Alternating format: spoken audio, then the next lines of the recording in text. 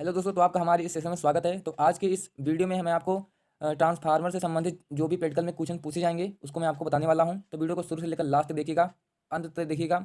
और मैं आपको यहाँ पर जो भी क्वेश्चन बताऊंगा 90% क्वेश्चन वहाँ पर पूछे जाएंगे। ओके, सबसे पहला क्वेश्चन क्या है यहाँ पर कि ट्रांसफार्मर कैसी युक्ति है। ट्रांसफार्मर की कौन सी युक्ति होती है? स्थैतिक होती है। यहाँ पर बैठा लो दिमाग में, स्थैतिक होती है, स्थैतिक युक्ति है।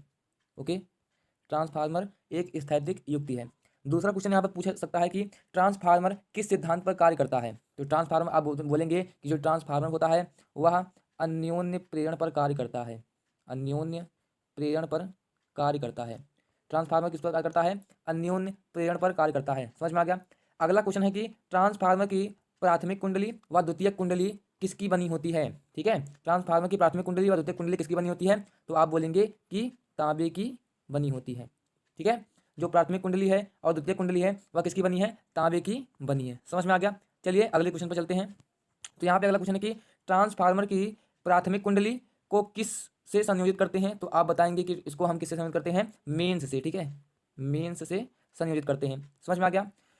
क्या था क्वेश्चन यहाँ पर? ट्रांसफार्मर की प्राथमिक कुंडली को किससे संयोजित करते हैं? तो आप क्या बोलेंगे? मेंस से संयोजित करते हैं। उसके बाद यहाँ पे क्वेश्चन आता है कि ट्रांसफार्मर कितने प्रकार के होते हैं। तो आप बताएंगे कि ट्रांसफार्मर दो प्रकार के होते हैं। कौन कौन से होते हैं? पहला होता है ऊंचाई, पहला होता है ऊंचाई और दूसरा होता है अपचाई होता है।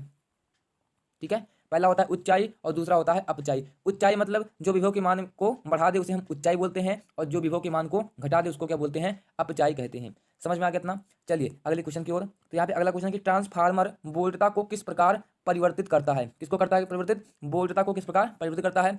या क्या बोलेंगे हम? या निम्न वोल्टता को उच्च वोल्टता में और उच्च वोल्टता को निम्न वोल्टता में क्या करता है? परिवर्तित करता है। ठीक है, निम्न विभव को उच्च विभव में और उच्च विभव को निम्न विभव में क्या करता है? ये परिवर्तित करता है। अगला क्वेश्चन यहाँ पर है कि पटलित क्रोड किससे बनी होती है। तो आप बोलेंगे कि पटलित क्रोड जो होती है वह किससे बनी होती है? नर्म लोहे की बनी होती है। नर्म लोहे की बनी होती है।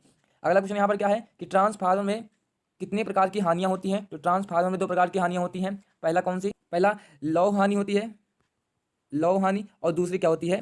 ताम हानि होती है। दो प्रकार की हानियां होंगी, लौह हानि और ताम हानि। ठीक है, उसके बाद अगला क्वेश्चन है कि ट्रांसफार्मर में परिणमन अनुपात क्या होता है। ओके, ट्रांसफार्मर में परिणमन अनुपात पूछा है। यहाँ पर परिणमन अनुपात पूछा है। तो यहाँ पे परिणमन अनुपात का मतलब क्या होता है कि E/EP, यानी कि द्वितीय कुंडली में ये क्या है? द्वितीय कुंडली में उत्पन्न वैद्युत वाहक बल, और EP क्या है? प्राथमिक कुंडली में उत्पन्न वैद्युत वाहक बल के अनुपात को हम क्या बोलते हैं? परिणमन अनुपात कहते हैं। इसको हम स्मॉल r से प्रदर्शित करते हैं। समझ में आ गया। ट्रांसफार्मर का परिणमन अनुपात क्या होता है कि द्वितीय कुंडली में उत्पन्न वैद्युत वाहक बल तथा प्राथमिक कुंडली में उत्पन्न वैद्युत वाहक बल के अनुपात को क्या बोलते हैं? परिणमन अनुपात कहते हैं। आशा करता हूँ आप लोग को ये वीडियो अच्छी लगी हो। अगर आपको ये वीडियो अच्छी लगी तो वीडियो को लाइक कीजिए और साथ ही अपने दोस्तों को शेयर कीजिए ताकि वो भी इसका आनंद उठा सके। ओके, चलिए आज के लिए इतना ही। धन्यवाद।